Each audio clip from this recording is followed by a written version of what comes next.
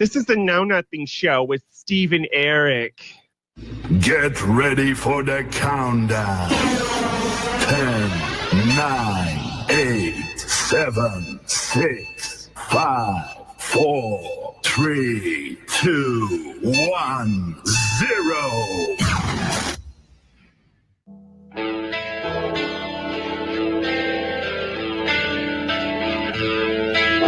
The bell tolls for listeners and viewers around the world. It is the Know Nothing Show. My name is Steve Benz.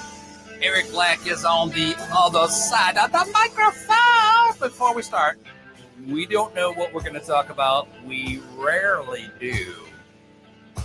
But with that in mind, we sit back, we enjoy the juices that go through our brains, and we say, what are we going to talk about? Welcome to the Know Nothing Show. Listen, our brains are incredibly juicy. Just to clear that up, just to make sure that everybody knows what you're getting into. Juicelicious. Yeah, it is. It's 2 scoops of it's sloppy stuff. It's like sloppy seconds. Just throw it in there. I can't believe I said that. We went 30 seconds. It's like your grandma giving you a big kiss. That's creepy beyond belief. You're welcome. Thank you. Thank you for that image. I appreciate it. That's all I can do. Yeah. So how you been? It's been another week. Another week to the Know Nothing Show. People wonder, what do we do in our off time? Our 7 days between shows. What is it that you do, Mr. Black? Well, I had a talk with our good friend Jerry. He's a station. Stop talking to him, first of all. Well, it wasn't my fault. I was trying to end it and I got stuck, and it's just listen, here's what happened. So we sat down. He said, "Hey, I need to talk to you." And I was like, "Are you buying or am I buying?"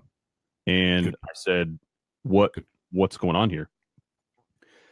He was buying, and I said, "All right, cool. I'll sit down and we'll have a little chit chat." I said, "Jerry, I don't know what you're about to talk to me about, but I have some questions for you." And he said, "Never good." No. Okay. And he said, "Okay. What are your questions before we get into what I have to say? Since I'm the one buying this food for you and sitting down and wanted to talk to you, let's hear what you have to say." And I said, "Good. Thank you for understanding my point of view, Jerry. I appreciate that." I said, "Jerry, I'm kind of confused, buddy." And he's like, "Well, what are you confused about, Eric?" And I said, "I don't know why. I don't understand why the Know Nothing Show has been on air for 2+ years. I don't understand what the problem is. What's happening here? We've tried to go over the edge. We've pushed the envelope. We have done everything that we can possibly do to get shut down. And you decided that it's not a good idea to shut us down. I don't understand what the problem is." And he says, "Well, I'll tell you what, Eric. Actually, he said, son, I'll tell you what, son." And I was like, "First of all, Jerry, I would die first. I'm not your son." Son? What? Not going to happen. Not going to happen. And he said, I can tell you this. The numbers are in, and the numbers are good, and the money is flowing. And I said, "Well, that doesn't really explain much to me, because you didn't actually say it's from the Know Nothing Show. You just said money, things happening, numbers. That's all you told me." He's like, "I assure you that the show is doing well. The show is making us money. The show is making it so that we can keep the doors open." And I said, "Well, how?" And he's like, I don't know. I just know that I'm collecting checks from people that want to give me checks." It's like, all right, that's fair enough, Jer. I'll give you that one. And I don't actually know we didn't actually get into any of what he wanted to talk about. We just continued talking about that for the remainder of the lunch situation. Did he have the corporate card? Is that what this was all about? Well, it looked like some sort of black card situation. It was like not a platinum card. No one does the platinum cards anymore. Okay. Mm-hmm. They all go to these like black matte. I don't know. It's supposed to be the better one. I don't know. It was something high end. It said that he was a VIP member or some, I don't know what it was. It's probably a Costco card for all I know. I have no idea. So sitting with Jerry, you survived? First of all, I called you son. That is just creepy beyond belief. It was. And he said it. Because Jerry's not that old, okay? He's not. He said it in a really awkward, not on purpose tone, but it wasn't like, it was almost like that Southern twang. Oh. But it wasn't like he's not Southern. I think he's from like Ohio or something like that. But he's not Maybe Southern. Southern Ohio. Maybe it was the southern part of North Ohio. I don't know, something like that. But no, I mean he bought drinks, and I said, well, the only way I'm gonna continue this lunch is if we're having margaritas. By the way, it was a Mexican restaurant, which was very delicious. So 4 margaritas in, and I'm listening to whatever he has to say. I have no idea what it was, but he bought drinks, so I was like, yeah, rock and roll, let's do this. Well, I have a couple of concerns regarding that meeting. First of all, I was not invited. Thank God for that. Yeah. Second, he called you son right there. Something's wrong. Okay. Something is very, very wrong that he took you out by himself because we talked about this. Alcohol is linked to dementia. That's true. That's very true. Right there. There's a reason why grandma and everybody else is like tipping the wine. It's dementia. So wherever you went, did he pull out dollar bills and slide them into your belt buckle? Is that what was going on? So I had a conversation with him about this too, because the older you get, the less money you give. There's a quarter. Go spend it wisely. What am I going to spend a quarter on? So I said, listen, Jerry, I'll be more than happy to accept these dollar bills that you're slipping over to me, but you're going to have to change them into $5 bills or higher. Otherwise, we're done. And he did. It was fine. Everything worked out. But I was like, you come on, Jer. Come on, buddy. He was letting it rain in Applebee's. It was nice. It was real nice. Yeah, but Applebee's, you got the free fries, though. You can load them up each time. And we did. We loaded them up. And he got a meal, but he finished it. But he also asked for a to-go box. Oh. And the waitress came over and full well seeing there's not anything left on his plate. He asked for a to-go box. So we just got more fries and put them in the box and left. It was good. Now, the scary part of all that is we've been on air well over 2 years. True. That's scary enough that people can allow us to do that. Clearly, they're not listening. I feel. You know what? Maybe they are listening and they're just rolling in the dough. Maybe. Wow, we've got the Shiny Heiny sponsor now. And if that doesn't say that you are somebody, then I don't know what does. I mean, because we are. If you don't have that commercial rolling during your show, during your spot, you're probably nobody. You're probably a nobody. That just tells you we are middle class. Our show has, you said it yourself, we tried to bend the rules. We did everything possible. And yet we still fall in, the middle bracket. Yeah. They don't find us offensive. No. We started out that way, but that's what happened. We're not even milk or chocolate milk anymore. Yeah, we're more like malto meal. That's sad. What has happened to us? 2 years in, dementia has kicked in. We don't even know where we are. I know when, just before we went live, and it'd be great. One of these days we have to turn on the mics and the cameras before we go on air. Dangerous. And our discussions beforehand make absolutely no sense whatsoever. Much like the conversations during the show. Maybe that's the attraction. Maybe. So people just forget their crappy lives and listen to 2 other people's crappy lives. Yeah. It's like reality show, but it's on the radio. And that's right. Yeah, it's reality. That's what we have to do. It is reality shows right here. Right. That's right. And for some reason, I should be in a band for some reason. I don't know why. Maybe. Yeah. You know what? I could be. I can shake my tambourine like anyone.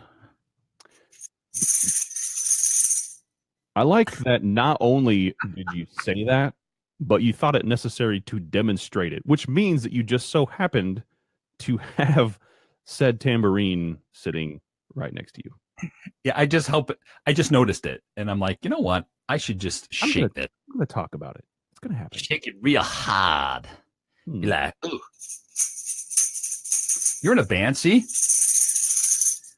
It's kind of like fortune telling. So if you ask us questions, we go, whoa. Oh, You think that's right? yeah, yeah, absolutely. Next time I sit with Jerry, I'm going to go say, Jerry, let's see how long before he just wants to hit me. He'll probably end up buying you drinks, is what he'll do. That seemed to be the trend. That's right. I'd have to go to an entertainment venue because you can't call them strip clubs. Okay, that is sacrilege. It's for entertainment value. Yeah, right. And then you've got a Groupon to go with it. That's right. I always take my Groupon to the strip club with me. It's not a strip club. It's an entertainment establishment. No, my friend. Mine are strip clubs. That's right. Hey, so you were just in some sort of sunny situation, were you not? I was also I went back home, my second home at Los Angeles. It's in England. See, most people think I'm from Los Angeles, and I'm okay with that. When I lived out there, most thought I went to SC. I had whatever the look, attitude, whatever. I don't know what that actually means. Mm-hmm. But I was out in Los Angeles rubbing elbows with very short people.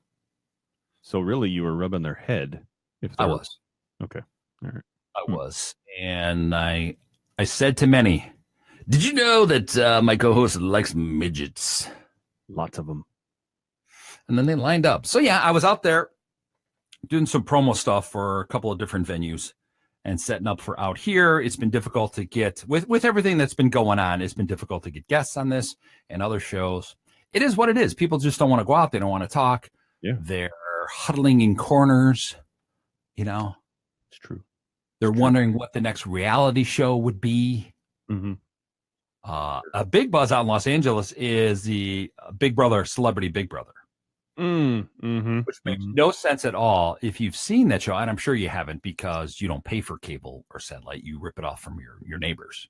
Oh, I don't do that. I just walk through. I just watch their open window. It's not a big deal. It's fine. It's not weird. So while I was out there, I sat at a I think they still call them viewing parties. Okay. Like the Oscars would be a viewing party, Grammys, but there was a Big Brother viewing party. So I still shook my head over that. So it was at one of the clubs out in Hollywood. And I thought that was interesting. Yeah. But it was free parking. So right there, valet parking, I'm in. Stop. That never happens. So they sat there, and of course it was like $20 a drink. So I didn't have anything. Yeah. Because I was waiting for someone to open a tab. Right. Like, who's got the tab? Yeah. Because I'm in radio. It ain't me. Got nothing. Where's Jerry? So they did the big introduction and stuff. So that was kind of weird. And then we watched, of course, my friend Mark McGrath is on the show. And he took a lot of abuse. And I like Mark. Okay. It looks like he's had a little nip and tuck. Yeah. Okay. His birthday is next month, so he turns 48. And people were very mean, taking shots at him, saying that he's not aged well. Of course, on the show, he keeps talking about him being the oldest person on the show. And him and someone else are probably about the same age. But could you do a celebrity Big Brother? Yeah. I think once I were to become a celebrity, I would probably be a little bit more qualified to maybe take that leap. But yeah, I think I could probably. They're all C and D levels. That would be perfect for us. I'm just saying, once I get to a D level, I can probably go ahead and move forward with that. Yeah, that'd be good. So I did that, and then I did some stops at some local radio stations because you got to hear what the competition is. You do. Mm-hmm. Okay, because one of the stations that carry our show, KJVV, out there, really weird. Yeah, because their big thing is positive radio. Well, to be fair, I mean, we do have some positivity, right? We're kind of we're good. It's fine. So some of their music is very uplifting, is what they say. And before our show aired, because I thought, I wonder what time slot we're in. It's probably, I'm thinking 8 o'clock at night. Right. So I'm thinking, it's after hours in out on that area. Mm-hmm. People are out drinking. Positive radio. No, it comes on at drive time. And I'm thinking, what were you thinking? Wow. Are we working with another Jerry over there? Is that what's happening? Apparently, we're a great filler. And then the commercials that they had, there was one for like oatmeal.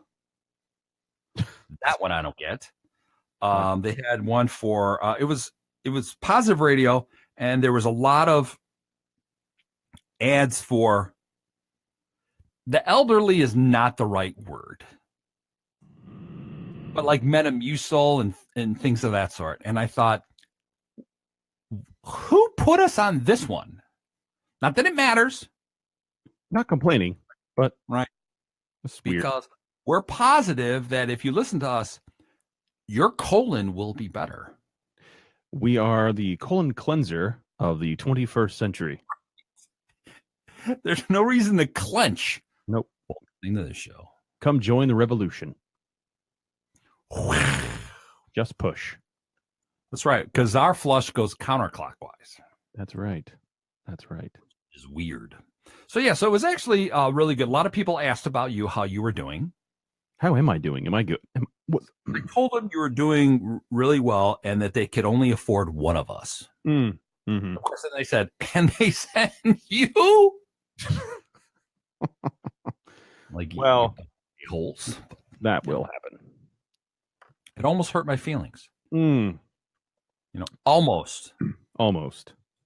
So right now I just got a text from the West Coast right now. So I guess they're listening. So hi, West Coast. How are you?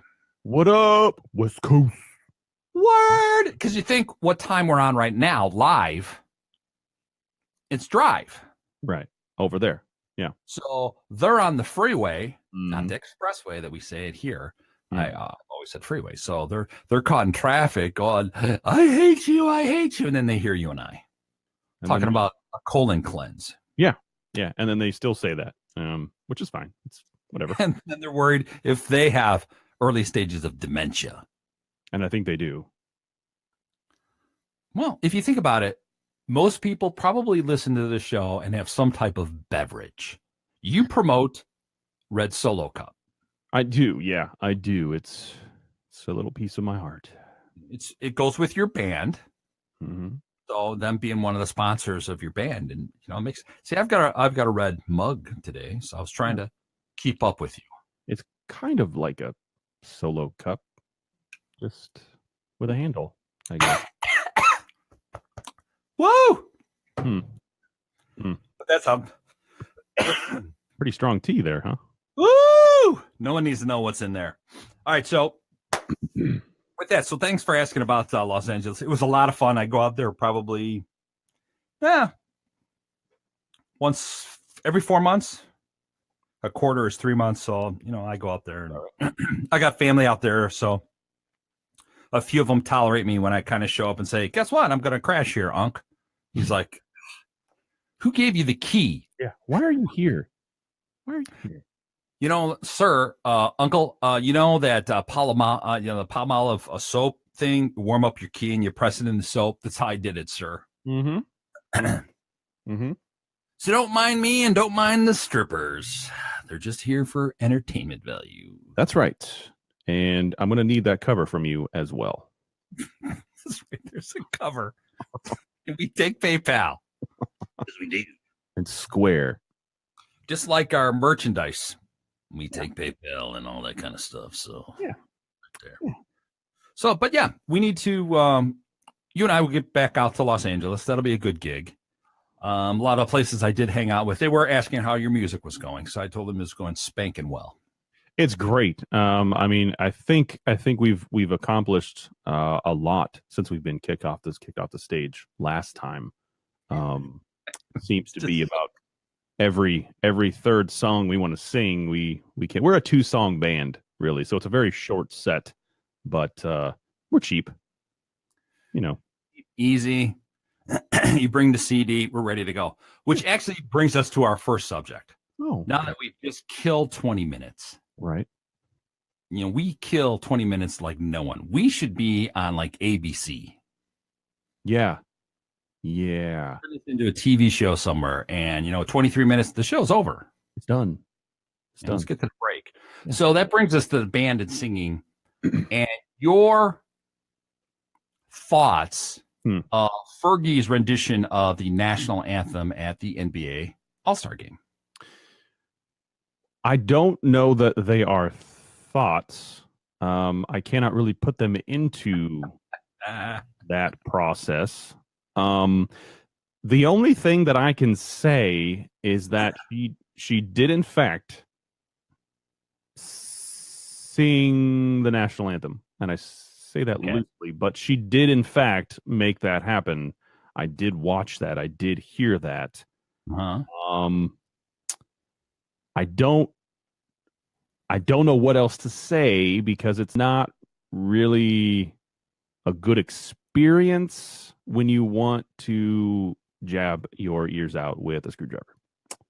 It's not really a great, but I will say this: she is a musician. She can do that. She was hired to do the job. They know who she is. They know what she does. Right. She is getting pooped on all over the internet, all over social media, all over the the news wire, if you will. But to me, that's what I hear on a normal basis from her. So I don't really know what was different. All I know is I'm not a fan of it, but she's still a musician, I guess. So that's good. So right? We could put aside if you like the performance or not. Right. Now, my question to you as a pseudo musician, because you could play the spoons. So I guess you've been paid for that. So that would make you a musician. Now, her version, she attempted to be, I thought she was trying to be Marilyn Monroe when she sang Happy Birthday to the President in 63, 62, whenever that was. Right. Right. First of all, for this song, if you're going to cover a song, you as a musician, people might say she had the right to change it to whatever way that she wanted. But we're talking about the national anthem and the protests that have gone on with the NFL. Right. Okay. So what are your thoughts about changing the song to whatever you want to call it? Just as an artist itself, not so much did you like it or did you not like it? So if we're talking about covers, and we're going to consider this a cover because technically you are covering this song. It wasn't, you didn't write it. You're singing somebody else's song. Whenever you do a cover of any major band, artist, whatever you want to call it, yes, you as an artist have to make it your own, but there is a bigger element of keeping it the majority of the way that it currently is, because people will notice, and there's a very fine line. People, when they hear a bad cover, it could make or break your album. Even if it's not your first single, it could make or break your album because that you messed up a classic or whatever they want to say. When you take it to the next step and you do the national anthem, which is by far the biggest song or the biggest cover you will ever do in your entire life. Plus, it's very hard to sing. I haven't known anybody that said that was an easy song to sing.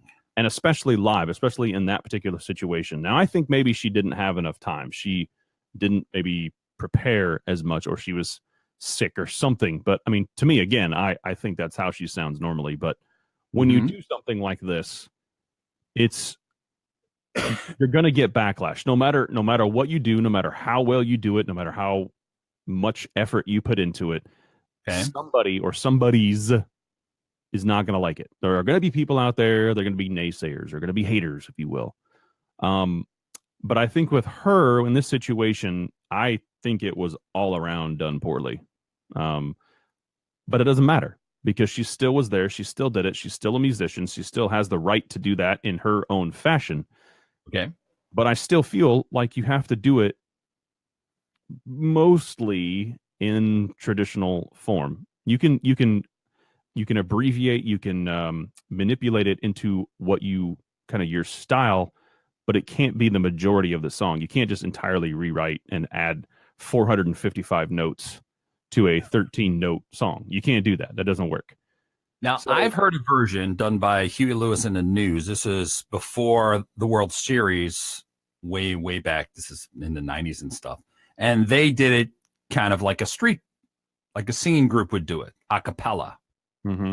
So it was different. I enjoyed it. Now, Fergie is being ripped for it, but I'm just kind of curious with everything that's going on with a national anthem itself, which is a difficult song to sing itself, that could you limit an artist and say, no, you have to sing it this way? I guess that's where I'm going with this. You as an artist, if someone said to you, Eric, here's a song I want you to cover. We're going to hire you to do this song, America the Beautiful. And you want to do it in metal. Mm-hmm. The whole works. That's Tim One, Allen. would you think of that? Right. And two, do you think that's okay for a musician to kind of take a song that far over, regardless if we like it or not? That far over meaning metal? Yes. I don't think that's that far over. I think it's a different genre. I mean, you're doing it in pop, you're doing it in rock, you're doing it in country, all these other national anthem, and you were hired to do that, and you took it to your venue. Yeah. What you liked. You as a musician, I don't think you'd see any issue with that. Well, and if I'm taking it to that specific venue where I play my specific genre, no one's going to complain about it. Whereas when you're in an arena where there's a mixed crowd, there's not one demographic there. There's multiple demographics. So maybe. Now, the one thing I did find entertaining was some of the basketball players who were just sitting there with their mouths open. Now, I do think if Fergie had said stripper pole, right, I don't think I'd hear a note. No. And I'd be like, I'd be clapping along. Fergalicious. Yeah. Because I would agree with you. I am not a big Fergie fan. Mm-hmm. I didn't know that she actually sang. Well, I think she had one song that was a lot of auto-tune on it, but I thought she was more like a rap person. Right. And then some were comparing hers to Roseanne Arnold's version, and Roseanne did it to be funny. She's a comedian. Yeah. Where Fergie actually has a Grammy. You don't, but she has a Grammy. Right. I mean, I do. It's just not mine. I said Grammy, not Granny. There's a little difference there. I realize you were at the Grammys and you might have taken one or two. Yeah, but that's not the point, and we don't need to bring that up because they're like Lionel Richie needs more Grammys. He's not going to miss it. I mean, after 4, I feel like you can just give those away. And besides, with all his drinking and stuff, it's dementia. He doesn't remember. He's not going to know. You just walk up behind Lionel and you go, all night long, and you just grab it and you run. It's actually how I got my last wife. It was weird. That thought, we need to take a break. Chasing your wife. Nice. I like that. It is a Know Nothing show. We're back in 2 and 2. We'll be right back.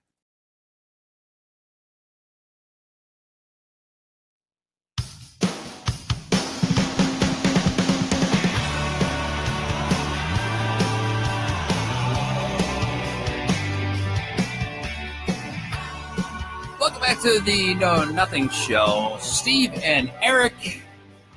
And if I sang the national anthem, it would be Francis Scott off key. How about that? I had to throw that joke in. It's hilarious, isn't it? Wow. It is. Well, segment 2 is always your segment. You need to wake up. You sound kind of sleepy, you little bitch. So wake up, man. Well, I was going to take a nap, and then we started talking about Fergie, and I just... Out you go. Couldn't stop at all. Now, we were talking about celebrities and their richness. So you need to explain what you were talking about between the breaks. Well, I was kind of interested. I look on IMDb all the time just because I can, looking at interesting facts and interesting things. Well, I got to thinking I'm going to go Google who the some of the top richest celebrities are. So I did that, and I have 10 right here. This is just randomly 10 people, but they're going from 10 to 1 as lowest in amount to largest in amount, 1 being the most money. Now, this actually kind of shocked me because I wasn't prepared for this kind of layout of celebrities and what they're making. Some of them I was okay with. Some of them I was like, yeah, that makes sense. So here is 10 celebrities that are shockingly rich, actually. So number 10, we're gonna start.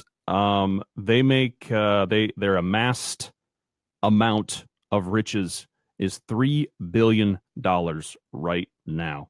It is Steven Spielberg. He's sitting on a big. I picture this. If you have $3 freaking billion, I just picture you in some sort of silo situation, just swimming in your money. I don't know why you'd have coins of money for some reason, but you're just swimming in your money. That's just what you do for fun. That's what you do. But $3 billion is what Steven Spielberg is worth right now. Kind of crazy, I guess. So can we ask him for a loan? Well, I've asked him also if he's looking to adopt at all. I have a situation coming up to where I would like to be adopted. I would like to say the new version of Steve is available. Steve, yep. Right here. I could phone home. Let me grab my right here. I could phone Eric or phone home right there. See, that's good stuff. So where's this? Is this published somewhere, this listing? It is. Yeah, top10s.net. I'll actually put that on. Give credits. We don't want people thinking that you're coming up with this stuff, because right there, that's sacrilege. No. But I thought that was so Spielberg is worth $3 billion. Is, yeah. I thought he'd be worth more, don't you think? I thought maybe I was kind of surprised with billion. I was thinking like hundreds of millions, but I guess for what he's been doing, that makes sense. I didn't think that much, however. Well, he's doing all the Tom Hanks movies now. Because I think Tom Hanks has played everybody. There's nobody left. Right. He's part of some of the biggest movies ever. True. Including, what did he do? Jaws or something like that? I think that was his first one. I think so. Yeah. Actually, that one actually amassed worldwide so far $470 million so far. That's a stupid amount of money. Yeah. Wow. Stupid amount of money. All right. So we got a number 9. We're going to go to number 9. This one, I was not. I was actually surprised that this is where it's at. 200 million is what this actress has amassed. She is better known as Jessica Alba, mainly because that's her name. But she's worth $200 million, which is, I don't know if you're aware of this, but that's kind of a lot. Sorry, these are not in order, actually. I'm just going to go. Well, that's okay. But in terms of just celebrity and stuff, celebrity prices, I guess. So her money is not from movies; it's from something else, isn't it? Well, she's done a lot of TV series and things like that. She's had a lot of those. I thought she was running some website of some sort of some business. She does have that as well. Yeah, but she's got a lot of shows and movies that she's been in. I like looking at her. I'm a dude, so yeah, you are a dude. Last time I checked, The Honest Company is actually what she runs, and that's actually valued at about $1 billion right now. So there you go. So that helps. And we hate her. So. Yep. Now, I guess I would be surprised by that, Jessica Alba. That would surprise me. It surprised me, but I'm looking at her stats right now. Go to IMDb, check it out. But she's got a lot of shows, a lot of movies she's been in. So I know she's got a lot of money from that. But yeah, her company, Honest Company, is actually I think giving her the majority of her money right now. Wow. Okay. So this next one, this is another one that I was surprised at because it's a reality star. And to me, I don't think reality TV is worth anything, let alone money. But This person has amassed $290 million. Not just, but one of the bigger things that they've done is they played a judge on TV, and it's Judge Judy. So she has, I can't even, I mean, that's ridiculous. Her yearly salary for that show, for that entertainment situation, was $47 million to be a fake judge. I mean, she's a real judge, but on the show, it has no meaning or basis whatsoever. The outcome does not matter one bit. But she'll go ahead and try it, put it on TV, and it's a mock trial. That's essentially what it is. Yeah. But I think she has a production company, though. She's producing other shows, is she not? She is. She was not in the beginning, but she is. Yeah, she has since been the producer of several other judge type shows as well, and there's a few other ones as well too. But okay. CBS is in love with her. I mean, they are really enjoying her right now. So whatever. Wow. Okay, I am surprised by Judge Judy and Jessica Alba. Spielberg, not so much. Yeah, I was surprised. I mean, I know Judge Judy has some money, but $290 million is what she's worth. That's amazing to me. And somebody's paying her $47 million a year just to be on. I mean, a year just to be on that show, Judge Judy. Wow, I don't get it.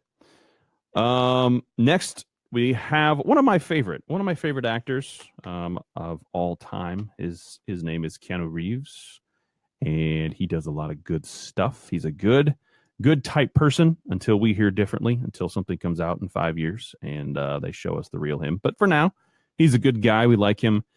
He has amassed $350 million. That is what he is worth because he is a fantastic actor. In my opinion, I know a lot of you don't care. I know a lot of you don't like him. And to you, I can say, suck it. I don't care.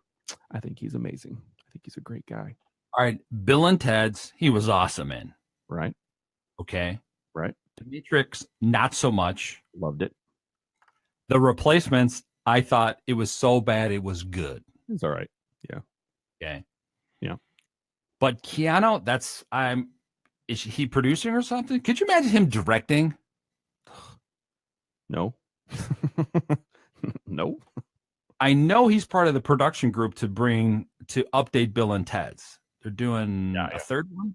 Right? Isn't it a third one or is it a fourth one? I think it's a third one. Yeah. And then they're going to play George Carlin's role. Right. Because that would make sense. Right.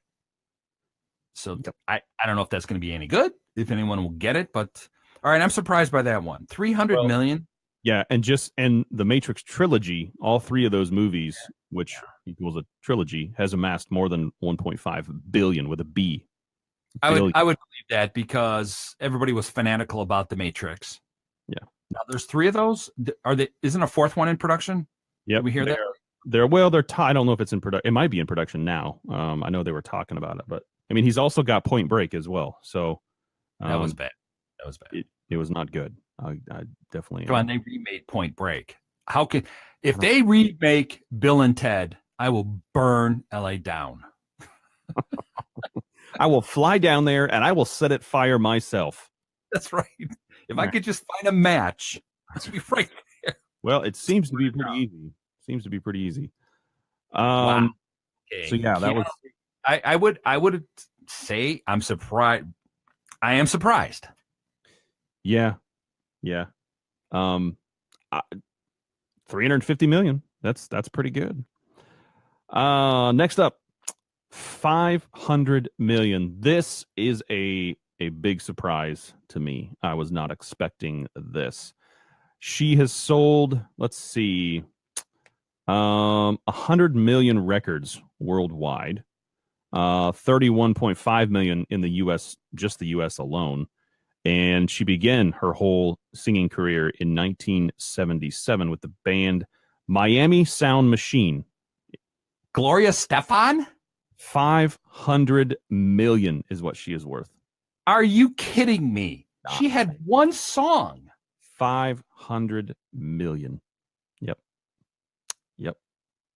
So, one of the most successful musicians of all time. Well, I would say that's probably pretty accurate. But that kind of blew me out of the water. I was like, oh, okay, well, I guess I should probably be on the stage for more than 2 songs then if I'm going to be in competition with her. But it is what it is. Gloria Stefan. Yeah. Not Gloria Vanderbilt, Gloria, whoever that means old lady was. Yeah. Oh, my God. 24 albums, 31 number 1 hits. I mean, how many albums? 24. 24 albums. 7 Grammy Awards. 4? Yep. 7 Grammy Awards. But she also married Emilio Esteván. So that kind of helps that a little bit. Why? Who was he? Other than, wasn't he the producer? He was. I guess they created something together. Music. Yeah, some bad music. Yeah, it wasn't. I mean, they were in that band together, Miami Sound Machine. But I have now the song in my head. Dun, dun, dun, dun, dun, dun, dun, dun, dun, dun, dun, dun, dun. Oh my God! You just messed it up, bro. Now, because you're humming it, that doesn't mean we have to pay the FCC, right? No, we don't. We're not paying that anyway. They can just bill us. They can eat it. We'll say, call my friend Jessica Alba. She'll take care of us. We're organic. Yeah, we're an organic talk show. Mm-hmm. We're organic. Okay, Gloria Steph. All right, that is the biggest shocker so far for me. And you said 600 million. Is that what you said? 500. Yeah. Yep. So far, that's the biggest one out there that I have a hard time believing that. Yep. So this next one, not really surprising at all. Not really a lot of money. 110 million. I mean, for me, it's a lot of money. I could buy a lot of gumballs. But 110 million. He is an actor. He's been on several movies, several TV shows. He's got a stand-up career as well. Martin Lawrence, 110 million is what he is worth right now, mostly due to, I think, Bad Boys, really. Big Mama's House was really good. Okay. Sitcom Martin, I think that lasted for like 20 minutes. And Martin Lawrence, okay. Bad Boys, yeah, he was apparently he demanded 20 million to play the role, which was right. And could make that demand back then. He was pretty popular. He had a popular TV show at the time and comedy shows at the time, and that's what they were paying everyone. Right. Well, it worked out for him because the show or the movie Bad Boys actually grossed more than $400 million. Well, so that's a good movie. The sequel wasn't, but that was a good movie. They were able to pay him that. So that's okay. That's okay. Martin Lawrence. I would not have thought of Martin Lawrence. 110 million. Almost done. Now, this is another comedian, and I would have thought that it would actually be a little bit more, but I guess this is about right. 120 million. And for being a stand-up comedian, he's been on a few shows as well. He's had his own show. He's done all that, much like all the other people that have at least 100 million. Ray Romano, he has been doing things for forever, but he has let's see. I think he had 1.6 million per episode for Everybody Loves Raymond. That's what he finally got on the show, which was I think was good. He was one of the highest paid at the time. Yeah. Let's see. The final season of Everybody Loves Raymond, he took, 50 million. Yeah. 50 million for that entire season, which is... So I think Tim Allen was getting 2 million at the end of Home Improvement. So yeah, sounds about right. All right, I believe Ray Romano. Okay, I'll give you that one. Yeah, I'll give you that one. That's not bad. Probably the most successful comedian other than Roseanne with a TV show. Right. Because it was just his stand-up. If you had seen Ray Romano way back when, that was his stand-up. Yeah. Yep. It's like Roseanne's, which I think the reboot of Roseanne. And believe me, they're going to bring back Raymond. I guarantee it. Well, if they're bringing back Roseanne, they're most likely doing that as well. Ray will be back, so. Yeah. Well, the next person, and this is, I'm trying to figure out if I actually am surprised by this or if I'm thinking about everything that they've done. $400 million is what this person is worth. They've done pretty much, I mean, just a ton of stuff. Tyler Perry, $400 million. Those movies are pretty bad. They're not great. He directs them, he produces them, he writes them, and he's in them. He co-stars with himself in them, in most of them. Okay. I don't know. I don't know where that's coming from, but the Diary of a Mad Black Woman had a budget of $5.5 million, and it grossed over $50 million. So I guess that's part of it. But I think pretty much every role, or I mean, every movie that he's been in, I think he has actually produced pretty much every single one of them. Okay. So not only is he getting paid as an actor, but he's getting paid as a producer. Plus, he owns all the copyrights for them, so he gets royalties on the copyrights. So he's making 3 or 4, sometimes even 5 salaries from individual hats that he wears throughout his film. Gotcha. So he also made a deal with TBS. They're going to pay him $200 million over 10 years for shows that he'll do. Plus, he has his own studio, Tyler Perry Studios. So, right, and the studio gets paid. Yep, and he's got 16 films that he's done through there. They've grossed all of those together have grossed more than $765 million, while also creating 7 television shows alongside of those films. Wow, craziness. So, yeah, Tyler Perry, $400 million. Another person I'm going to go ask if they're looking to adopt. All right, that's number 2. That's number 2 on my list. The shocking. Now, if for those of you that aren't following along on this next person's life and their story and everything that they do, this number might actually surprise you. But $740 million is what this person is worth. They are a musician, if you want to call that. They've done several other productions. They've been in a 80s rap group that kind of started the whole rap rebellion type situation. Movies. He's done solo albums, just a ton of other things. He's got triple platinum. One of his albums, The Chronic, that went triple platinum, and he's got a Grammy as well.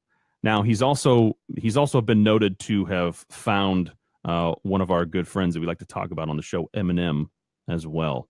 I'm talking about Dr. Dre. $740 million is what he's worth.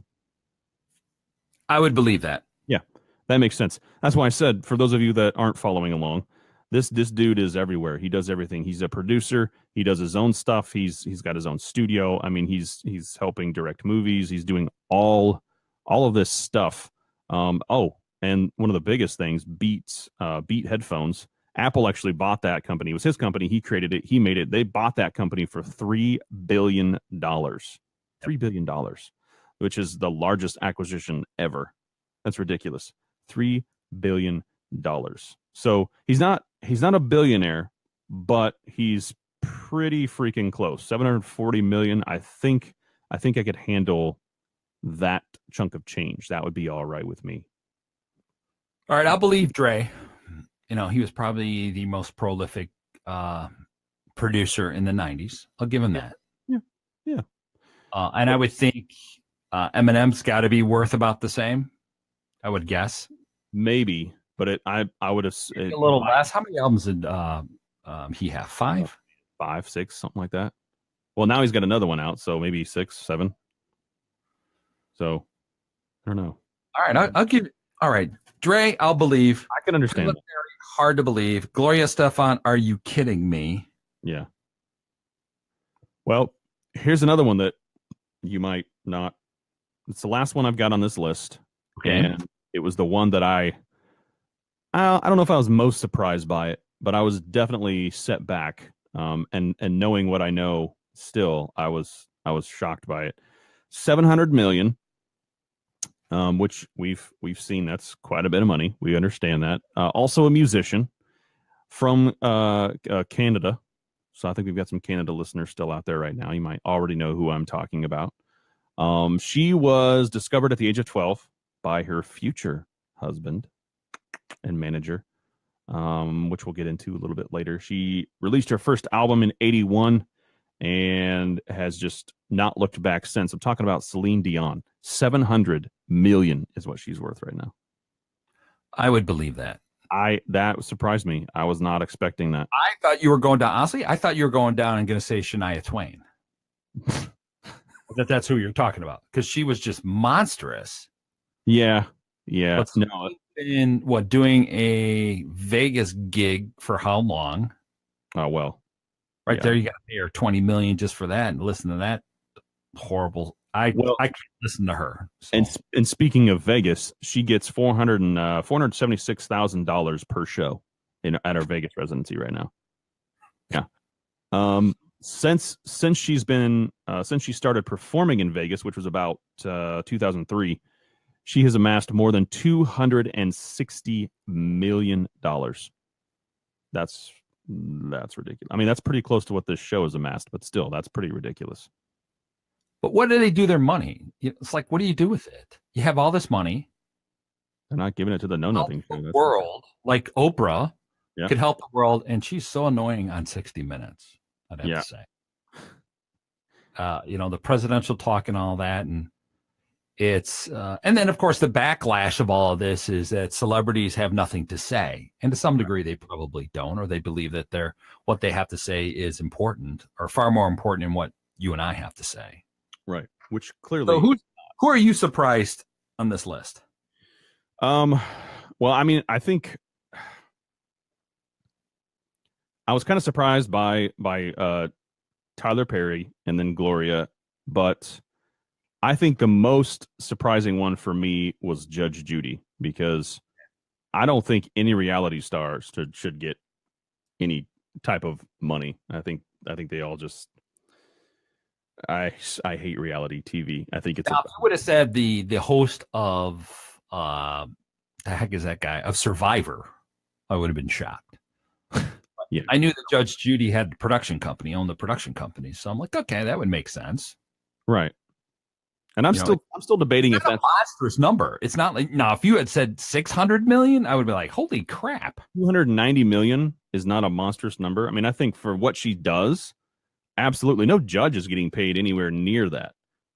Are we missing the boat somewhere? Apparently. Well, actually, let me email her real quick. I'll be right back. I need to tell her. I mean, we're running for president in 2020. Yeah, we should probably get her. Be the first dual judges. That's right. We could do that. We could have. So you come into our court and you stand between us. Mm-hmm. Stating your case. Mm-hmm. And we will judge. And sometimes we will not agree on the punishment. That's true. You'll have dual punishments. That's right. Yeah. We'll be like, bailiff, what happens, PP? Be one of those. That's right. And then we could debate where, I might go light on someone. Say, she stabbed him, but she only stabbed him twice. That's right. So I'm sensing some leniency. Yeah. Because I'm sorry, he brought home a bucket of KFC, 20 pieces, and there were only 19 in there. Yeah. Yeah. Clearly he had one. We know how many are in there. We are well aware of that situation. We know this for a fact. So we will x-ray that. That's right. We will dust the bucket for fingerprints. Because we know you got some other lady on the side. F-150. Mm-hmm. Because you can smell the chicken grease on her. Mm-hmm. You know that's true. Come on. So shocking. That was the shocking list of some sort, you said? Yeah. Yeah, it was the 10 shockingly rich celebrities.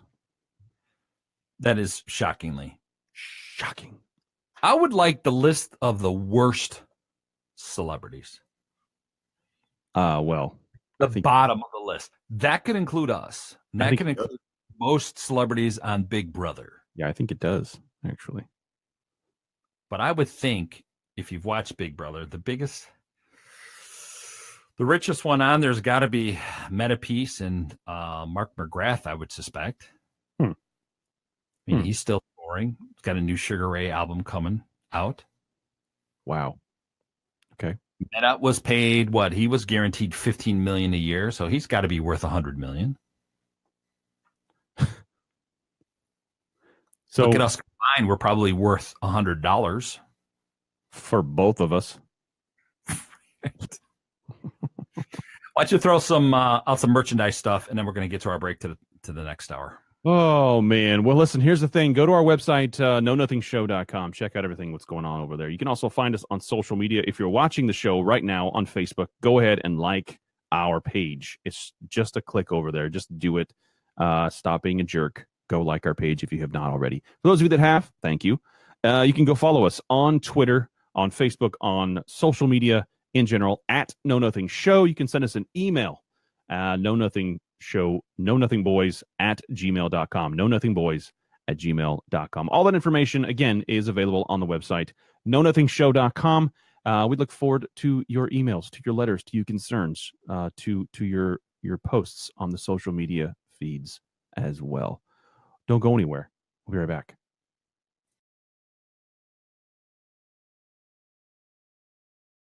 This is the Know Nothing Show with Steve and Eric. Get ready for the countdown. 10, 9, 8, 7, 6, 5, 4, 3, 2, 1, 0.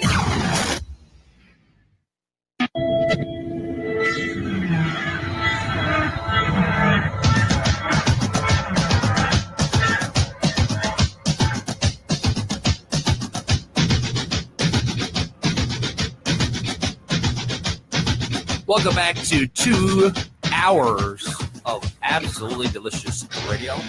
My name is Steve Benz, Eric Black to the right of me. It is the Know Nothing Show. So many things that we've been talking about today that we don't even remember. It's gone that fast. It's been that good. But the talk continues, does it not, Mr. Black?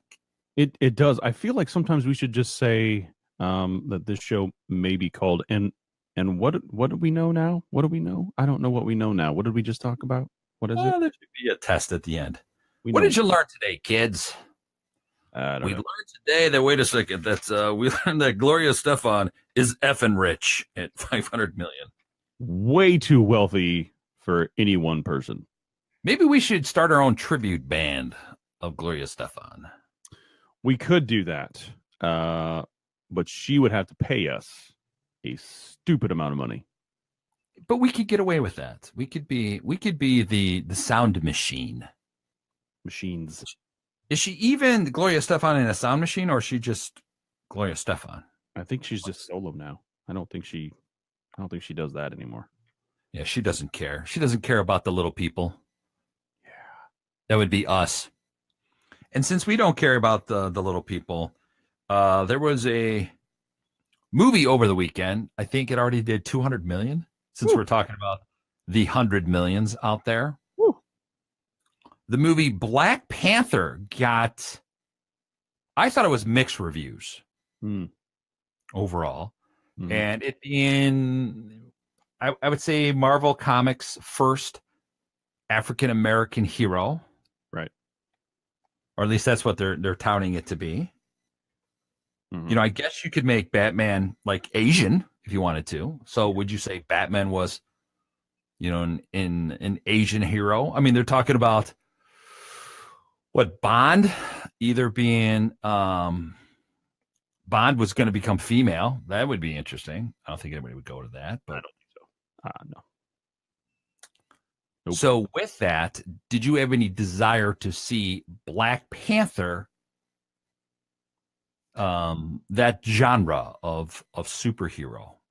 Yeah, I'm definitely. It's a Marvel. I love Marvel. Anything Marvel. I don't care what they put out. They always do a good job at it. I'm definitely going to go see it. Not because I'm black, but because I actually want to see the movie. I think the movie is going to be great, and all of my black friends are in love with it, so I know that it's got to be good.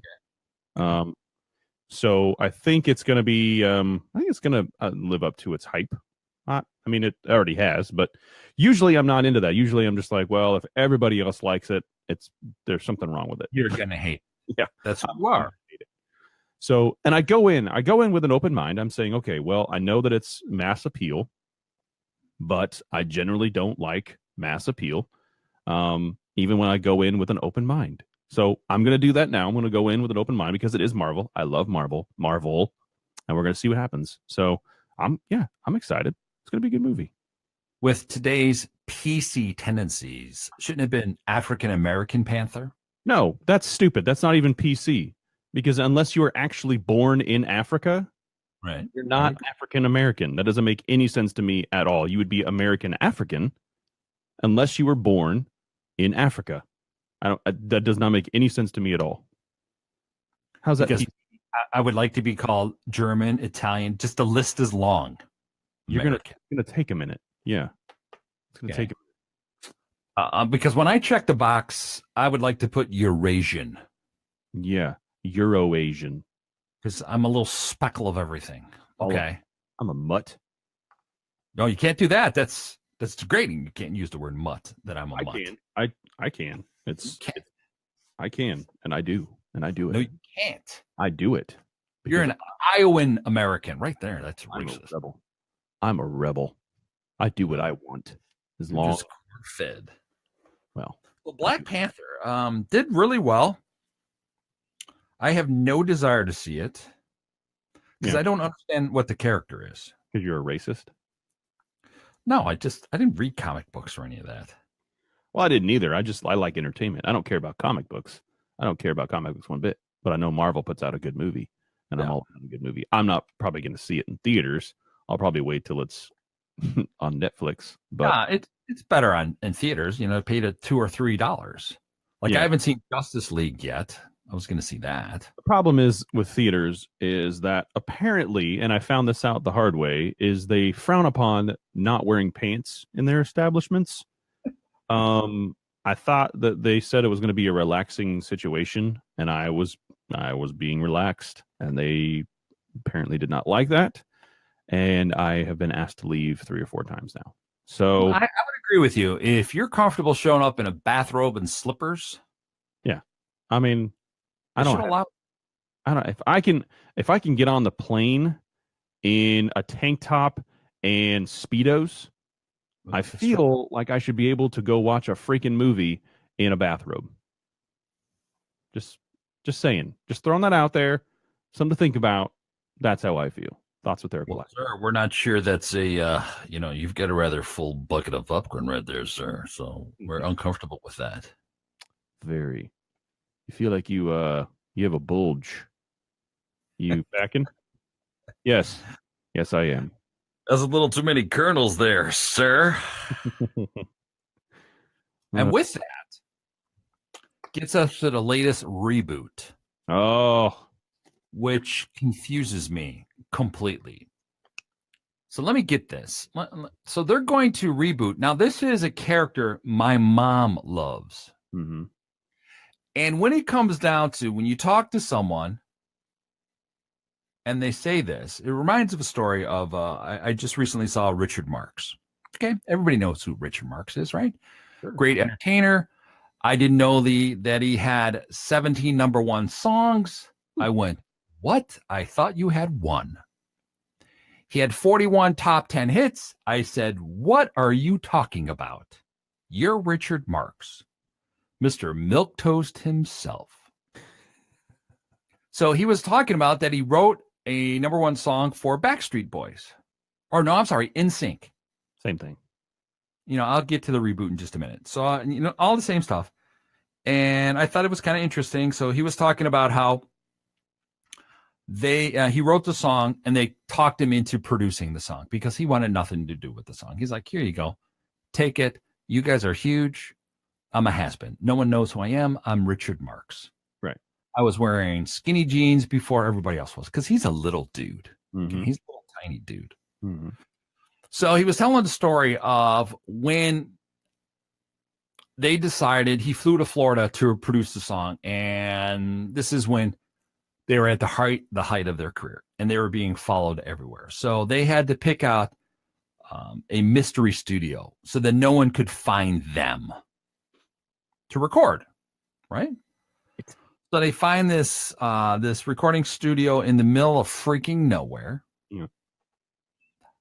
They show up through the back lot. They come in their van, so no one knows it's there. So Richard Marx pulls up in his limousine, and there's like 1,000 screaming girls outside. Okay, It's like after he can find parking in front because no one knows who he is, and no one cares who he is. Okay, so that happens for like 4 days. Right.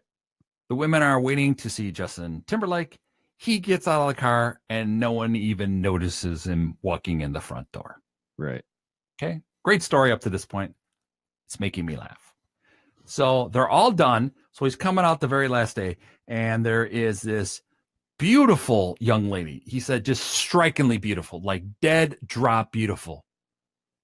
Stops and says to him, "Oh my God, you're Richard Marx." And Richard Marx is like, "Oh my God. Hello, how are you? Yeah, I'm Richard Marx. Can I get you something to sign? What can I do for you?" And he's like, "She's beautiful. She's 6 feet tall. She smells great. All that." I'm getting all excited. I'm thinking, my God, someone knows who I am in the 90s. Right. And she says to him, "My mom loves you." Yes. It's the buildup and then it's the destruction. That's how those beautiful women do it. So Yep. he just kindly got into his limousine and left. Yeah, I would too. Be like, good for your mom. That's how it works for you and I. Yeah, that's right. That's right. My dead mother loves you. Oh, thank you. That's good. Appreciate that. So with this one, this was just announced today. Okay. An actor named James Hernandez has been tapped. This is at CNN. And you know, if it's on the CNN website, it's got to be news. Which is on the internet, so it's true.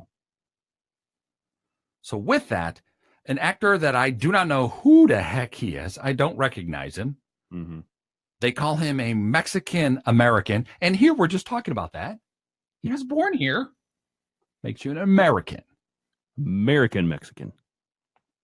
Doesn't matter, what your ethnicity is. You're an American. America. So with that, he has been chosen for the CBS reboot of Magnum P.I. Well, does he have a mustache? No, he does not. Will he have a mustache? No, he will not. Not going to work out.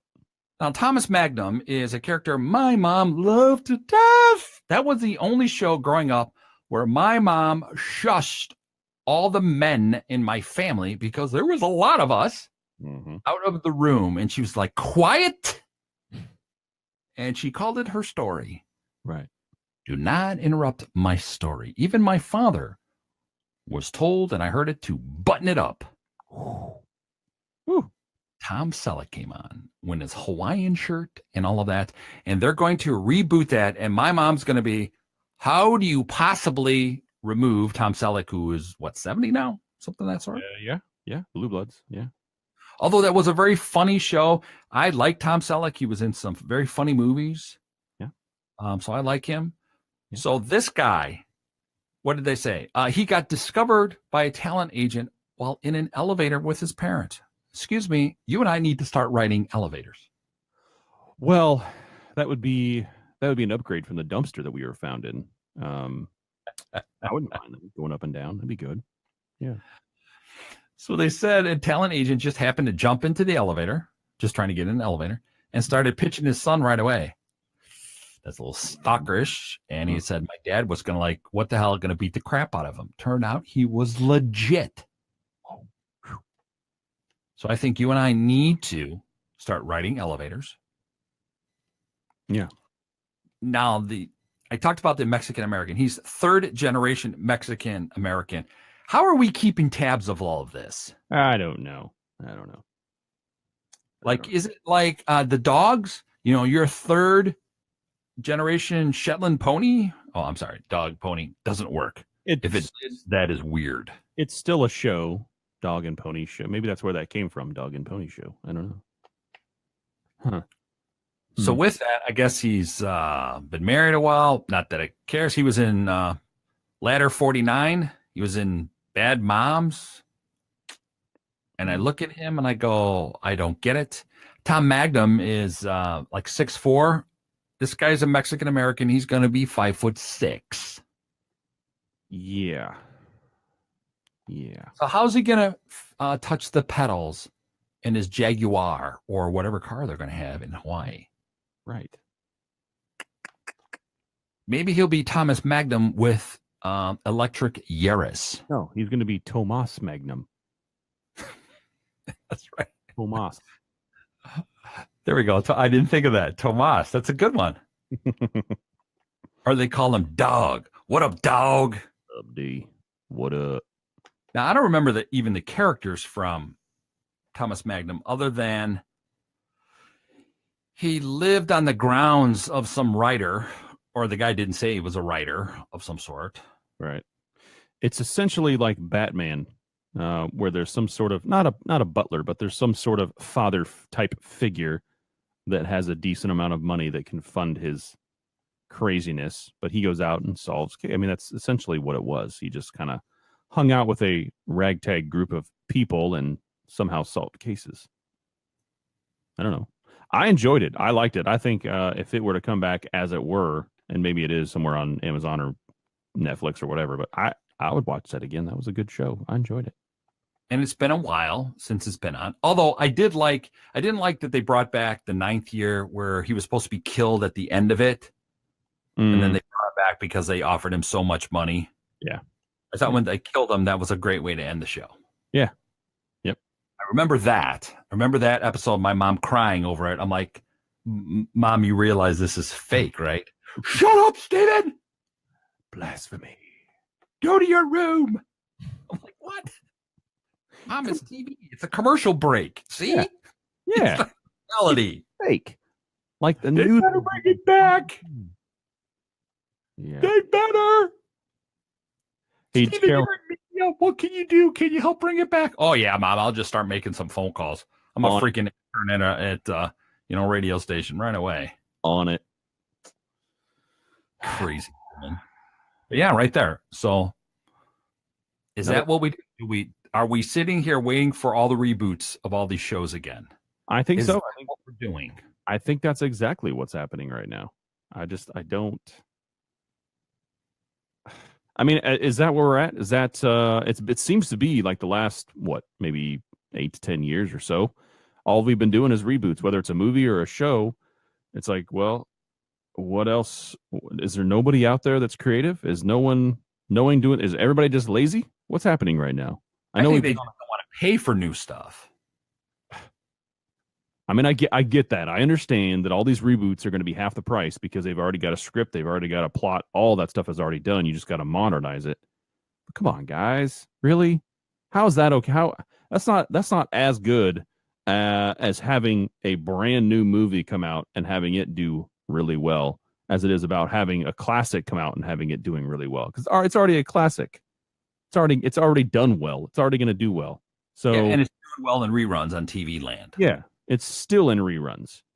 So I don't know. You know, it's not like let's remake Happy Days with Chachi Well, you say that, and his problems. but they're probably going to do that one too. All we need is someone to write a script about two lowly talk show hosts. Yeah. Yeah. That fight crime Yeah. of the inner city. I agree. I like it already. Capes and nunchucks. And donuts.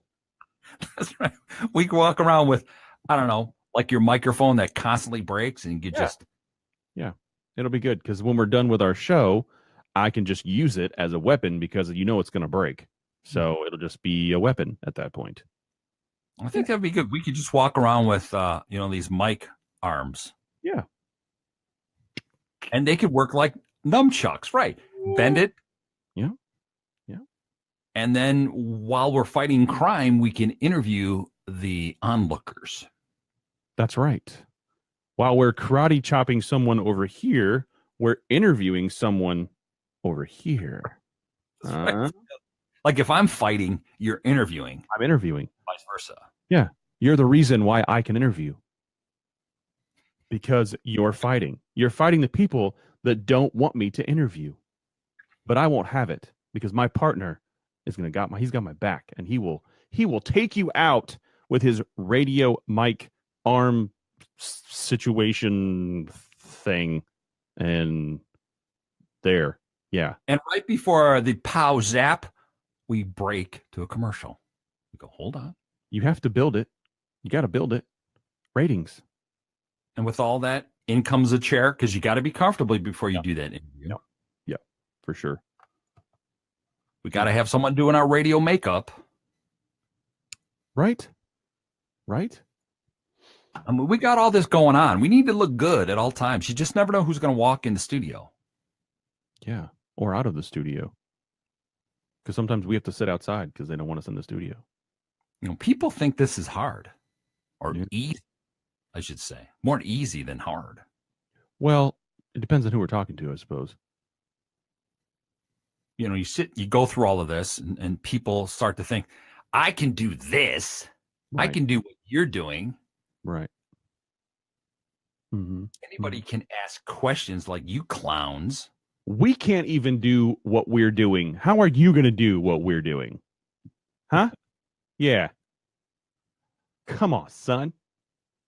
It's true. People think this is, they don't think that this is God-given talent. There is a flair to being an entertainer. And yes, that is exactly what we are. We are entertainers. Hopefully, we're entertaining you fine folks. But that's what we are. That's the bottom line. We are radio. We go under the label of radio show hosts, but we are actually entertainers. That's what we do. We try to bring you out of your normal, everyday humdrum life and into a world of fantasy and fun and stupidity that we call the Know Nothing Show. Yeah, I remember being told, before you go on stage, they would say when I was acting, like, just imagine everybody in your underwear, right? Mm-hmm. For me, they'd say for radio, when it was 3:30 in the morning or whatever, just imagine everybody eating their TV dinner with a light beer. Ooh. I said, light beer? Oh, my God. Oh, horrid. Less filling. But, it goes with that banquet TV dinner idea. Well, they both end up in the same place, I guess. So that makes sense. It comes out faster that way. It does. Squeeze out. But I'm just saying. Bit of that lube. People think there's it takes no talent to sit here for 2 hours and stretch no subjects. Yeah. For 2 hours. Yeah. Let me tell you, there was nothing on this paper when we sat down. That's right. We know this because we had that paper before we sat down, and it was blank. It was too funny. And with that, you know what? I have some thoughts on that, but let's take our final break for the show. It is the Know Nothing Show. We will be back in 2 and 2. I swear we will be better than ever.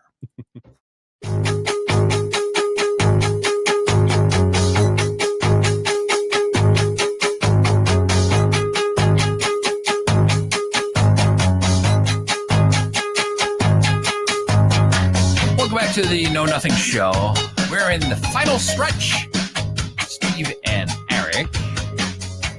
We're here live Wednesday nights, so do not miss it. Make sure that you are following us on Facebook and on Twitter for all those details. So you too can not only can you listen, but you can watch the deaf version of the show because it is simulcast in every deaf language out there. Didn't know that there was different Spanish deaf people that El Fingaro.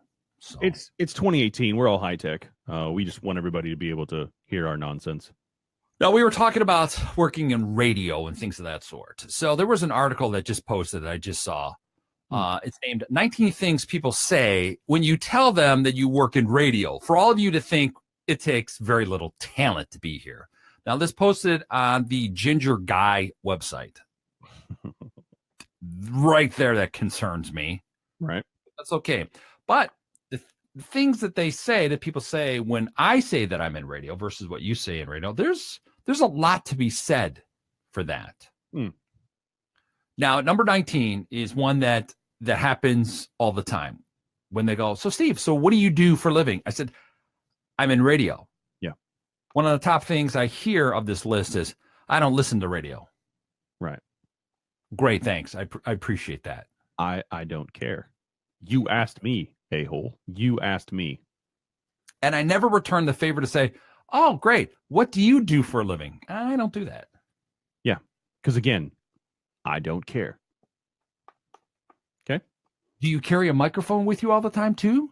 Oh, yeah. There's a microphone in my pants. I've got one right there. A Sennheiser right there.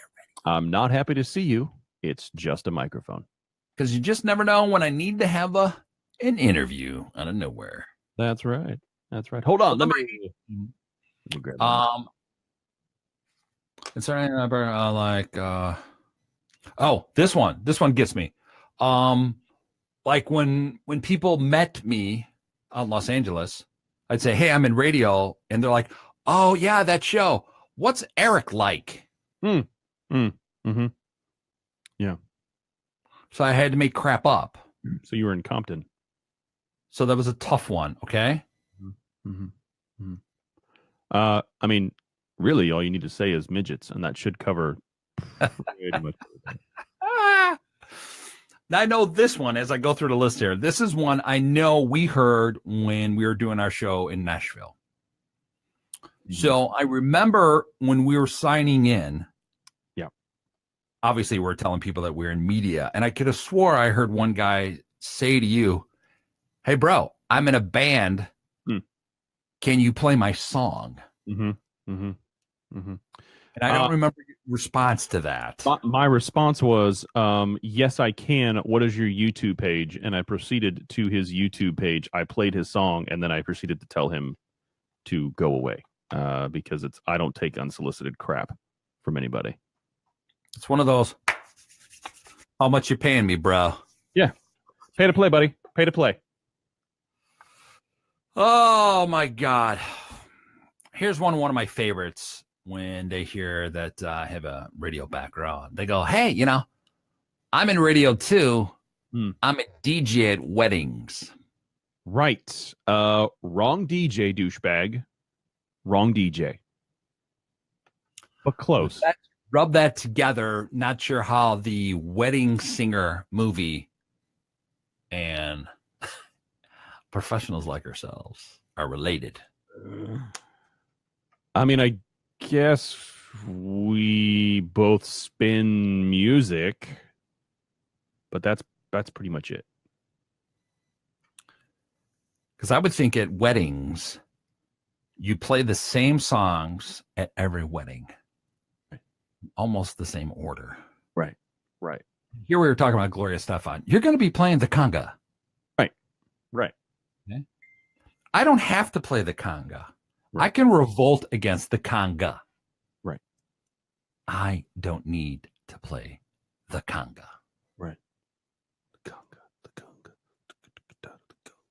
So with that, if you guys are from a band, I'm telling you right now, reach out to Eric Black. Yeah, that'll go really well for you. Because he wants to hear your music. Always. Because if given the opportunity, he wants to open for you. And even better, if I'm out with my significant other or friends having a good time, please come over and interrupt me just so you can tell me, hey man, can you check out my single? Because that will not get you punched in the face at all. That'll be a perfect opportunity to come over and bother me while I'm trying to have a good time, not talking to you. Do that. It's a good idea. Yeah, Eric, in my pocket, I got a CD of my music, man. I crotched it to get it in here. Will you check out my vinyl? It feels a little warm, but, if you play it, it'd be good. It'd be real good. I had row on there for you, everything. Oh, because I can't read any of that crap. Cool. Thanks for that. That's good.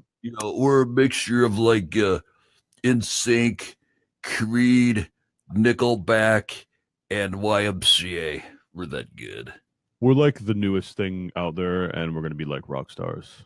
Oh, well, Dude, it's metal. it'll be great. It'll be great. The one that I hear all the time. Now, I've been a program manager at some stations, and this is the one that I always heard. Wait a second, you're in radio? You should put me on the radio. I'd be good. I'd be hilarious. Yeah. And I go, great, come on into the studio. Let's find out how hilarious you are. That actually worked one time for me. Mm-hmm. And that's what got this whole ball started. I was being facetious. And this person's like, oh, okay, yeah, I'll call your bluff. And I was like, oh, crap. And then I had to get on radio. And then I was actually good. You're not to be better than them. Yeah. Well, you can't be better than the person that asked you to come on the radio. You can't do that. That's not good. Unless you hate them, then that's fine. But if you want a long-term relationship, let them lead. Actually, that's the same story that I had, that how I got into radio. I was challenged by some of my friends. Yeah. Back in high school, who were doing some teen show or whatever. They're like, oh, yeah, you're a dumb athlete. There's no way you're going to be any good. And at the time, I was lucky because I was a good athlete and I got interviewed a lot. So I'm like, well, I could do that because what you just asked me was a stupid question. Dumb. So, and I just told some jokes and off we went all these years later. Yep. Here we are. Now, I do get approached by many people, much like you. Sure. When they see my credentials or whatever it is. And they're like, oh, hey, man, can you give me some tickets, man? Springsteen is on tour, man, and I know that all their tickets are sold out for all 50 shows. Right. Can you give me some tickets? Right. Oh, yeah. Right. I'm going to go out of my way, D-bag, and get you some freaking tickets. Well, I'm going to take that a step further and say when they come up to you like, oh, okay, well, I mean, I don't know, where are they playing? Dude, they're in like Vegas. I'm like, dude, we're in Nashville. How am I going to get you tickets for a show in freaking Vegas? Are you serious with me right now? Really? No, I'm not going to do that. I'm in Nashville. First of all, don't ask me. But second of all, if you are going to ask me about shows that are relevant to my current situation geographically. Does that mean you're not going to give me tickets, bro? Boom, punch in the face. Done. Like, I get that one all the time. You know, new kids are on the block. You know, they're coming to town in Chicago, Steve. They're going to be at the off stage. Can you get me in? First of all, do I look like I'm going to the New Kids on the Block concert?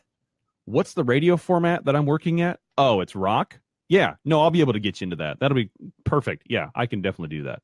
Just flash my badge and go backstage. Now, if I hear that there's jumbo shrimp and stuff, I may go in there just to eat. It may happen. Can we get in? Most likely. But will we do it for someone that we don't really care about? Probably not. There is not a backstage buffet +1. Generally, that's not how that works. No. Just, they're like, oh, that's like a +3, dude, because you just pulled out your own silverware.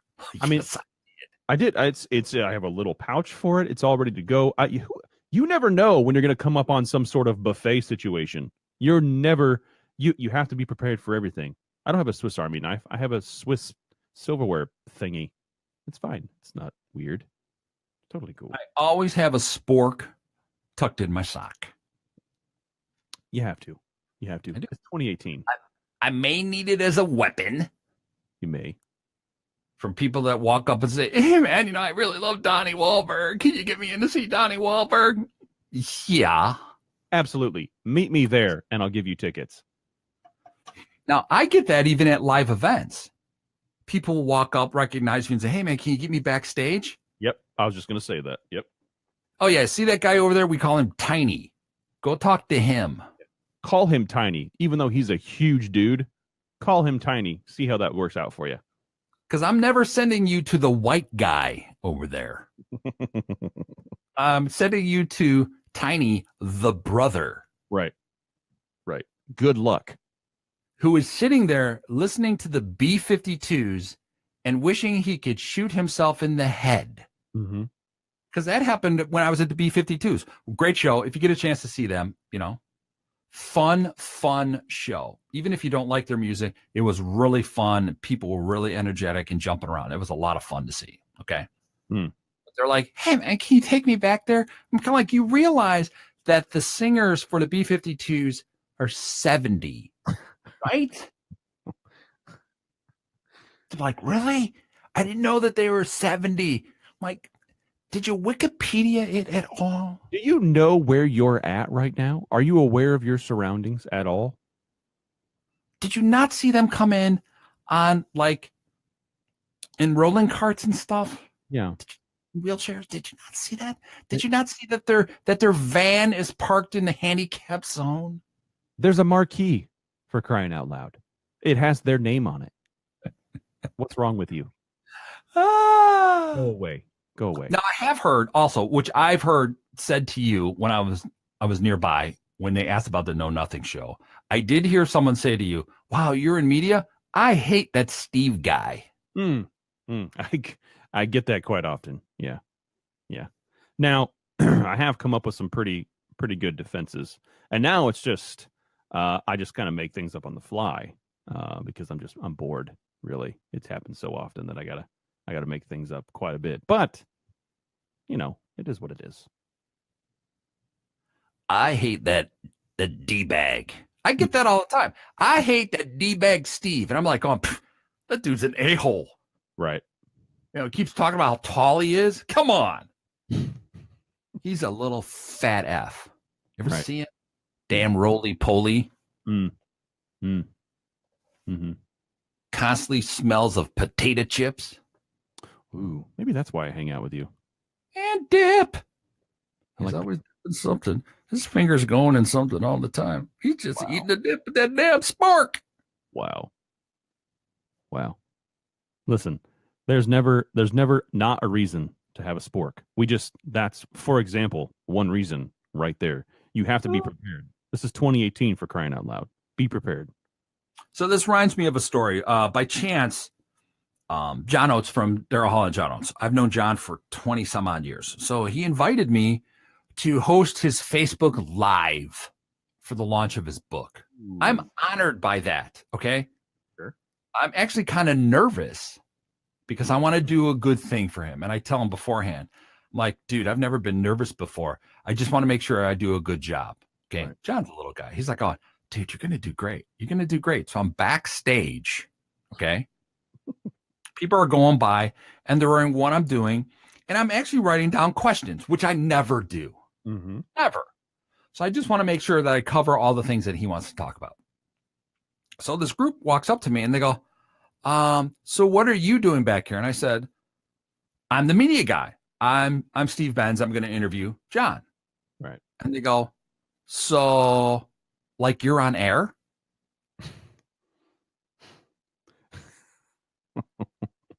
I know there was that silence. Okay. I know that face. Yeah. Mm-hmm. So of course I'm going like, yeah, it's kind of how you're an on-air personality on a radio station. Right. So really, you're on air. What's that like?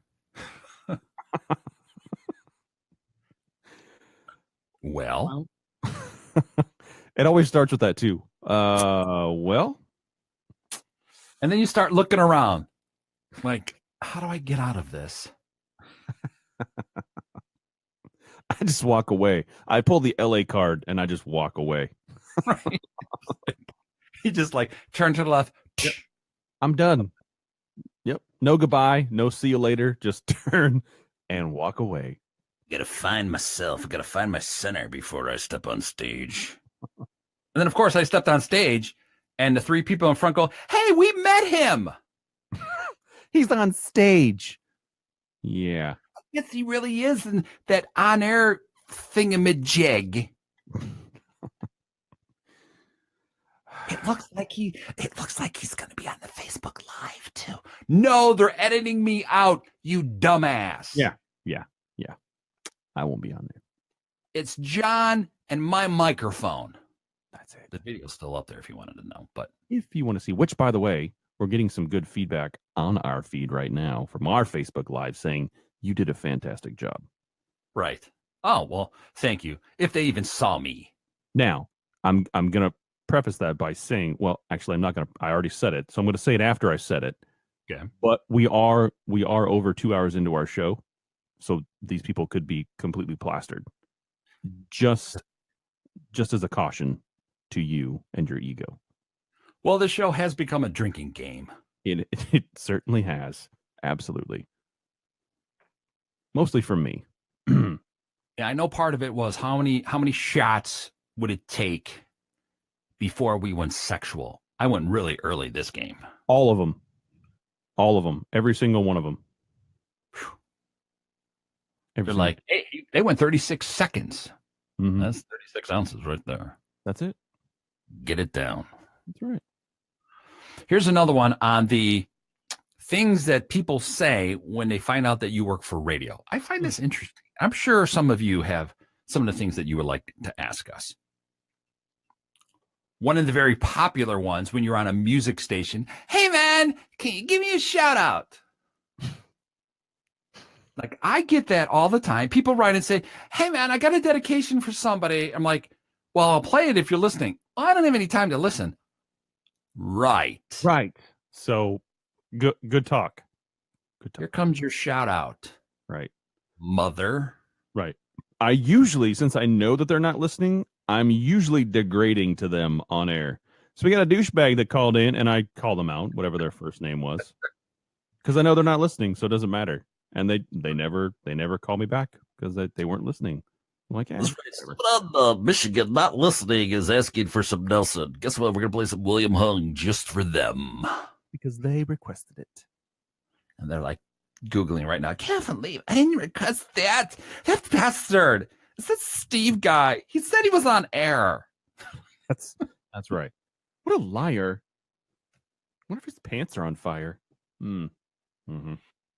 Now, another one that I got, which was, this is an actual fan of our show. Oh, geez. This is what they said when I met them out in Los Angeles. They said, you know what, Steve? I've listened and I've watched your show. Mm-hmm. I've noticed that you guys don't talk enough.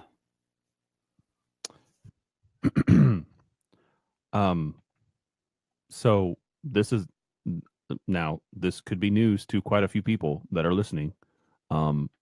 This is a talk show. That is 100% what we do on this show. That's it. That's all we do. Actually, we talk. Otherwise, it would be weird and silent. So I am confused by that. And within the same group, the person next to them said, you don't play enough music. Okay, let me rewind just real quick. I just want to reiterate. Talk show. Talk is the key word. Talk and show. 100% of what we do on a talk show is talking. So, not enough talking. Well, we have 2 hours, and there is no silence. So I'm really not sure how we can please you, but whatever. It's fine. We're going to continue doing what we do, and you can live in your crazy world. So there's the request is for us to talk more and play more music. Now, here's the thing. If you're listening to this on YouTube, they actually have a thing where you can speed it up. So it'll sound like we're saying a lot more stuff, but we're really not. If you want to try that, you can go try that. You could buzz right through the show in 1 hour then. You could do it in 30 minutes if you get speed enough. Now, I would suspect you've heard this next one because at one point we've both worked for music stations talking about that, right?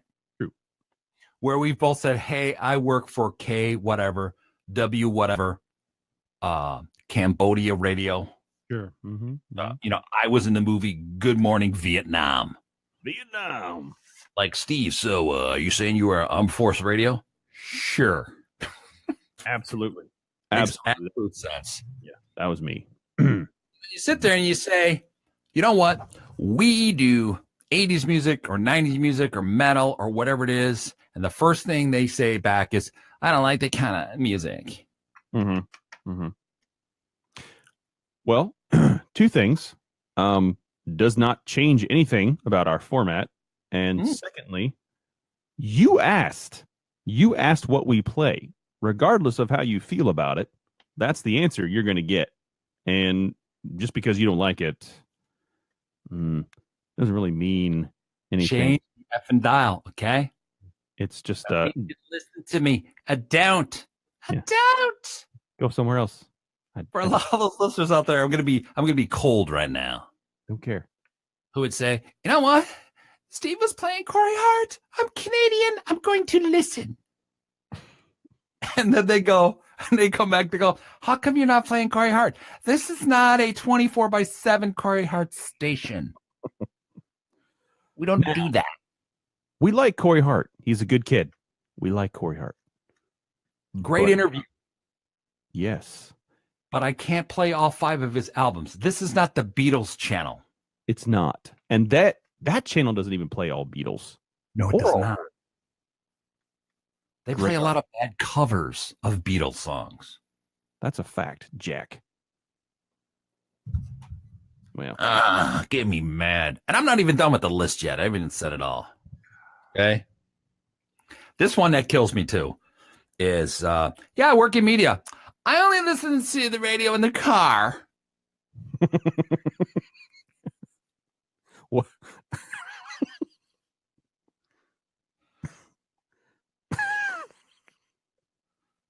Okay, well. It commands dead silence. Okay. I don't even have a response to that. And neither did I. Good, I did the LA thing. I just turned left.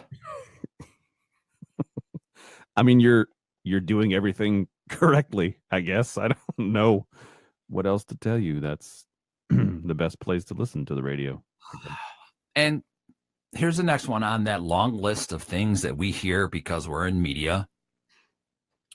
Both spending a lot of time in Los Angeles, me being there a very long time, you a little shorter time than me, is I think everyone that I met was a former club DJ. I seem to me, and I don't know why. I don't know what group I was hanging out with, because it was a different group every time. But for some reason, every single group I would hang out with, there was a stripper DJ in the crowd, and they'd be attracted to me. Like, first of all, why? What about me? I have never ever once set foot into a strip club ever, nor will I ever for any reason. Don't care. I'm not paying for it. I get it free. Not paying for it. Second of all, I told you to stop watching me in the studio, okay? You got to pay for that now, brother. Listen, if you would have not put the poll in there, it would have been a lot easier, okay? So this is your fault. This is on you. This is not me. This is on you. Club DJ, wedding DJ. If DJ's in your title or your description of yourself, you are not an on-air personality. Just like anybody does a podcast. You are not on-air personality. You're a freaking podcast. Yeah. Unless you are legit on air. No one's listening but your parents.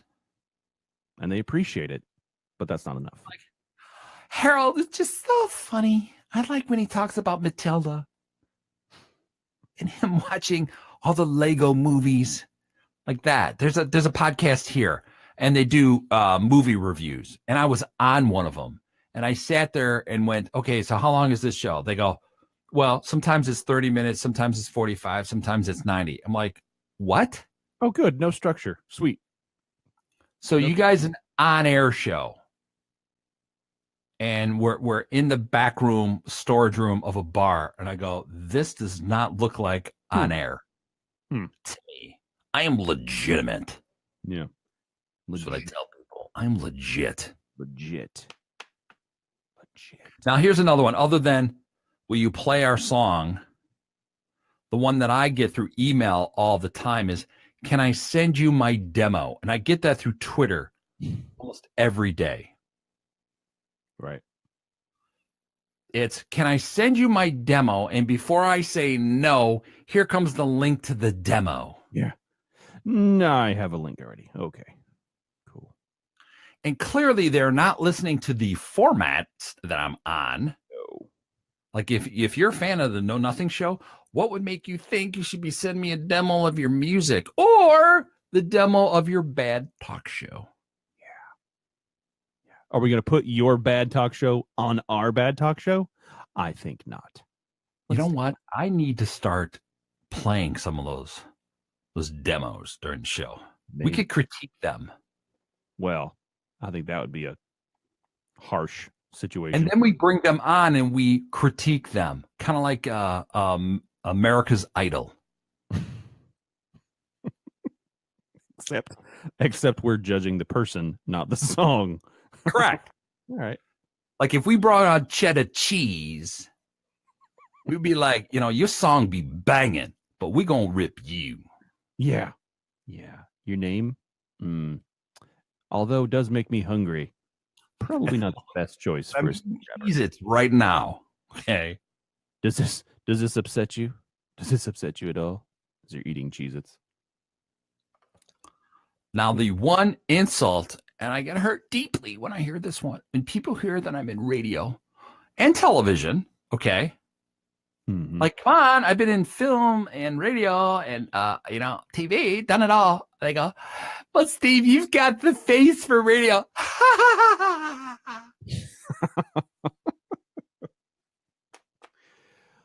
Well, all right. That hit it.